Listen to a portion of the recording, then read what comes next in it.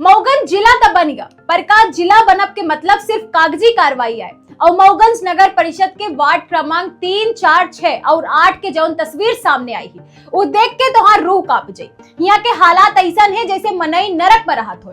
अवैध कॉलोनियन के जाल और प्रशासन के लापरवाही मऊगंज का ले डूबी है। जहाँ चकाचक सड़क हो के चाहिए हुआ आज नालिन के जहरीला पानी बहत लाग है। स्थिति ये है कि अब हियन के गंदगी मनई के घरन में घुस रही, अनाज बर्बाद हो रहा है और सबसे डरावनी बात ये जहरीला पानी अब मनईन के कुआं और बोर में भी समाई गवा है।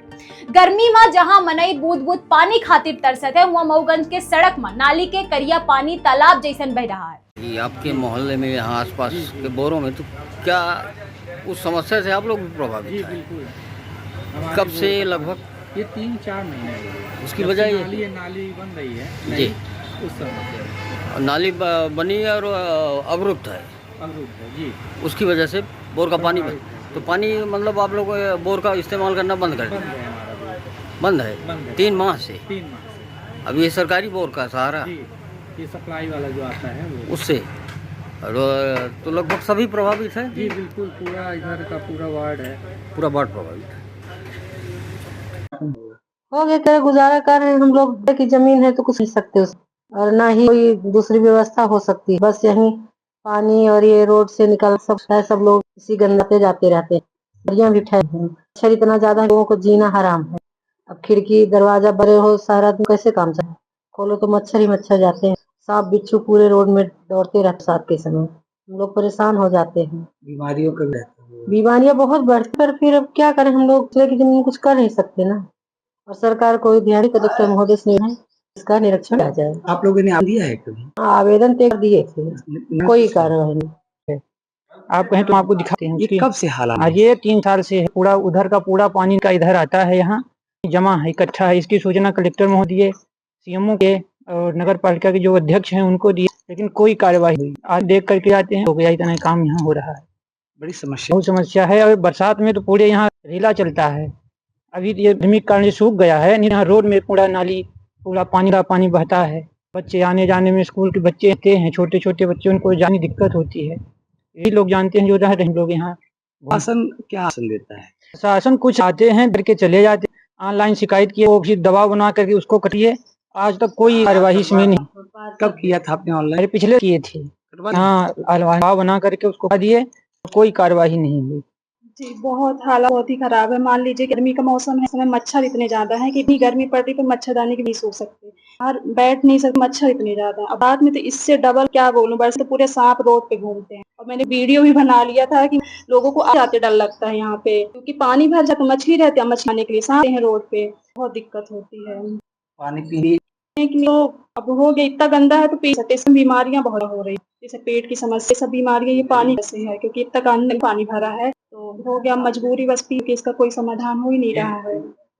बच्चों डर रहता है कि कहीं इसका? जी मेरी तो 6 साल की बेटी तो बहुत है, इसीलिए मैंने केन मंगवाना कर दिया था साल भर से। क्या है कि रोड ज्यादा वैसे है तो केन भी अंदर लाते हो पानी के लिए, तो बहुत दिक्कत, बहुत डर रहता है। मतलब अपन तो बीमार रहे, बच्चों को ना दिक्कत हो जाए। कमी को मानते हैं आखिर नाली का निर्माण क्यों नहीं हो रहा है?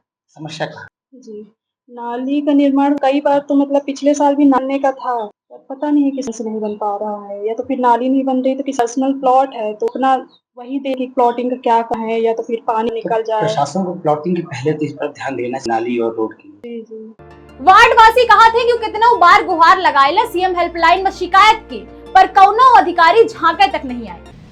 नहीं, इस पे बराबर काम चल रहा है और अपने द्वारा यहाँ बराबर काम नगरीय निकाय के द्वारा किया जा रहा है। और वर्तमान में जो मेन रोड का मामला है, मेन रोड में पीडब्ल्यूडी के द्वारा काम किया जा रहा है, उसमें रोड तो बन गई है लगभग, और नालियों का काम चल रहा है। कुछ स्थानों पर स्थगन होने के कारण वहाँ पर नालियों का काम नहीं हो पा रहा है और व्यापारियों का भी पर्याप्त सहयोग नहीं मिल पा रहा है, जिसके कारण नालियाँ बनाने में समुचित रूप से उन्हें सहयोग नहीं प्राप्त हो रहा है।